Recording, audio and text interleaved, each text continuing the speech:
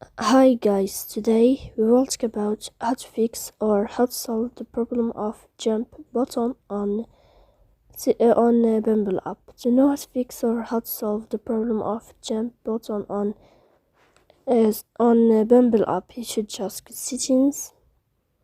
In first, you can go to the window of apps and you can click on Bumble. Then you can click on first stop and you can click OK. After that, you will enter to the window of storage. Here you can click clear cache. Don't click clear data because that can cause the errors that can delete your account. In the end, you can turn on your airplane mode and you can wait a moment to turn off your airplane mode again to fix that problem. So please don't forget to support us by like and subscribe.